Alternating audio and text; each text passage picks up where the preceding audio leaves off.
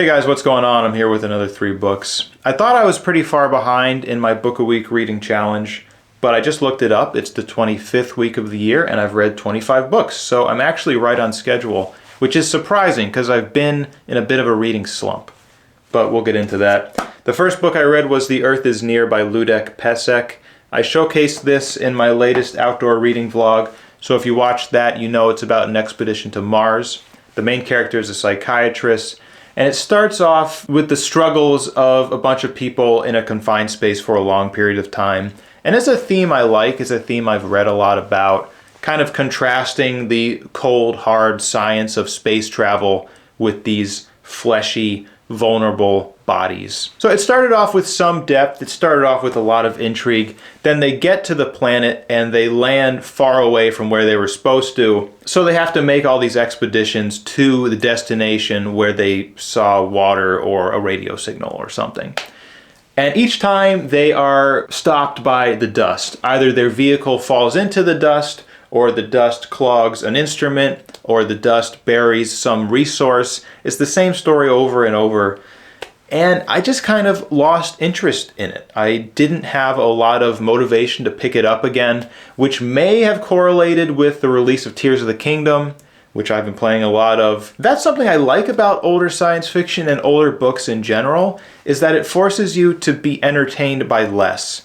I mean, I'm an overstimulated millennial like so many others, and I know I need to exercise my ability to slow down. And older books always do that for me. It's not something I generally want, which is why I give these older books antiquity bonuses, because I know it's something I need, even though it's not something that particularly thrills me.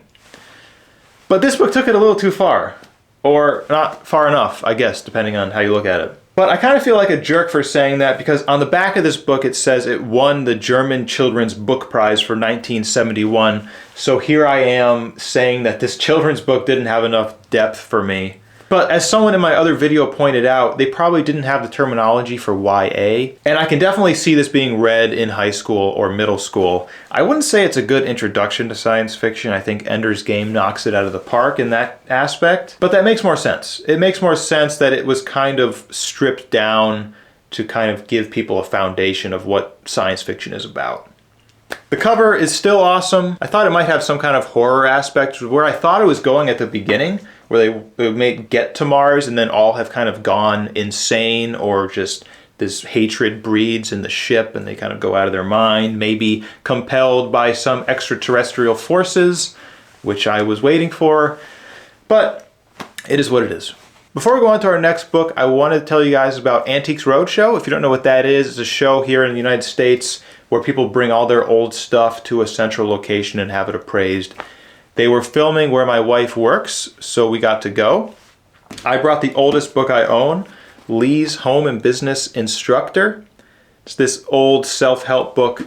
It's got all this outdated information about how to write a letter to your girlfriend's dad asking for her hand, or how to balance your checkbook where rent was $20 and a pound of cheese was like 15 cents. It was interesting. I didn't expect it to have any value, and I was right. They told me it was worth about $5, so nice. I don't really have many extremely valuable books. One day I hope to own a first edition signed copy of Left Hand of Darkness, the Easton Press one with the nice picture on the front. And maybe, you know, if things go a certain way, I'll be able to buy it outright. But my wife brought this old weird rabbit that she found in her parents' attic. And if you haven't watched Antiques Roadshow, us being there definitely skewed the average age down, maybe like 7 years. So people were very eager to talk to us. And with my wife holding that rabbit, it was the perfect talking point. So we were very popular there at the Antiques Roadshow. People kept taking pictures with us. I think the episode is going to air early next year, so watch for us on Antiques Roadshow. All right. Next book is City by Clifford D. Simak. I've been looking forward to this one for a little while. I read Waste Station last month, 2 months ago. Really enjoyed it. Something I like about this guy is his descriptions of the natural world. They're not like over the top. They're not like Bradbury whimsical, but they're just earnest. I really believe it. And as someone who loves the natural world as well, I connect with the guy. Like, I get that sense about him, that he was of the earth, whatever the hell that means. This one's kind of hard to summarize. It's, I think, 7 or 9 interconnected short stories, and they all kind of predict the course of humankind. The first prediction is the end of the city. Due to the popularity of the family airplane and the great strides made in hydroponics, we no longer need all that farmland, so people can live out there in the country and then commute to work in their airplane. Seems reasonable, right?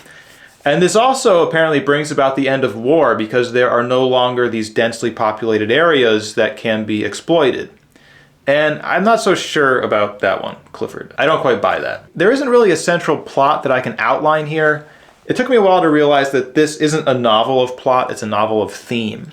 And that's a term I learned a couple of years ago when I read Station 11 by Emily Mandel, I think her name is. And I was just having a hard time grasping what I had just read. Like, there was no ending, there was no storyline. And I went to Goodreads, and that was one of the top comments was, "This is a novel of theme." And it just clicked instantly. I'm like, oh, that makes so much sense. He takes you through a lot of interesting ways that humans could develop, but eventually humans uplift dogs by giving them the ability to read and write and talk. And the story becomes about humanity having to pass the baton. They very cynically get involved in decadence, I guess is the word. They kind of just lose themselves elsewhere, but they have to pass the baton on to dogs, so it talks about which traits should we pass on, and at what point do we just totally exclude ourselves because of how tainted we are and how many negative traits we've acquired over the evolutionary tract. Which is interesting. This book was full of philosophical ideas, almost too much, and that's coming from me, so what does that tell you? But ultimately it's saying something that we've all heard before, and that's violence is never the answer. Which of course I agree with, but actually after I finished this book I started questioning that. Ideally, yes, we pass the baton to a race that's not going to kill each other and fight over land and resources. But as the book predicts in the end, no spoilers, it may be inevitable. It may be that killing and violence is such an evolutionary advantage that it can't be avoided. And as soon as that one species or that one race figures out that they can kill people and take their land, or they can kill people and then eat them, they are going to gain such an advantage that they will undoubtedly win, as we did, as humans did. Violence is never the answer in this current state of things, of course, but for a species trying to survive evolutionary, you can't tell it violence isn't the answer. You can't do that. You know, it's like the US and China in the Industrial Revolution just spewing all this stuff into the air and gaining these massive advantages. But then later on, when all these third world countries want to do the same thing, we go, oh no, you can't do that, that's not good. But you did, that's how you got there. But I would have liked to see it a little more centralized. It was kind of like, hey, here's this cool idea, and hey, here's this cool idea, and there's like all these little pinpoints, and they kind of connect to form a bigger picture. But it's just a little too loose for me, a little too all over the place. I mean, I still really liked it. I still think there's a lot of value in it. I still got to give it a good rating, but I was kind of yearning for a more typical plotline, a more typical book, and luckily I got that in The City and the Stars by Arthur C. Clarke. I was going to read Childhood's End because I wanted to redeem Arthur C. Clarke in my eyes. I read Rendezvous with Rama like 3 months ago, and I just didn't really like it. I felt like it was eclipsed by more recent reads, like Blind Sight. And I know Blind Sight was double the length that Rendezvous with Rama was, but it just kind of did that. It just kind of accomplished the same things better. But I knew Arthur C. Clarke was a big name, so I wanted to give him another shot. And I saw Bookpilled was reading this, so I hopped on. Not so much a buddy read, more like a barnacle read, me being the barnacle. But I'm really glad I picked it up because it satisfied that need for a central storyline that I was missing in City beautifully. It starts off with a city billions of years in the future on Earth, the last city, and all of the inhabitants have this weird form of immortality where they do kind of die, but they choose which memories they want to keep, and then they get those memories back in their new body. But our main character is born without any memories. So, beautiful start, kind of like YA almost. It sets it all up at the beginning. Here's the problem, here's the main character, here's his special ability, now where's he gonna go? And I was engrossed. I read this book in like 3 days, I think, which is probably how I counteracted that slump, now that I think about it. All of the people in the city are agoraphobic. They can't imagine life outside of the walls. They're used to the walls, and they claim that this fear is deeply ingrained in them because at one point humans tried to reach out to the stars and they were repelled by some alien force, and they just ran back to Earth and just hid their head in the ground because they couldn't bear the memory of that failed expedition. So the main character eventually leaves the city, he finds this other civilization, and then Arthur C. Clarke compares and contrasts these two. And what he's getting at here is very much aligned with my own pre-existing sensibilities. So it was very digestible for me, especially after City, where he had all these ideas that I didn't necessarily agree with. I mean, I thought they were well-founded and well-executed, but I didn't agree with. So it definitely forced me to kind of ruminate a lot. But this one was just pure affirmation, which I know is a dangerous concept, but it is also necessary to stay balanced. He's talking about ingrained fear and how hard it is to break out of some mental cycle that you are just the, 50th victim of in your genetic timeline. But of course, the benefits of breaking out and the benefits of realizing that maybe you aren't living life the way you should be, which is a really harsh realization to make. You kind of have to deconstruct a lot of buildings in your head, but it's always worthwhile. This book read as really modern to me. There was no like weird retrofuturism stuff where they're dealing with like analog machines. It seemed like it could have been written like a few years ago. It was quick-paced.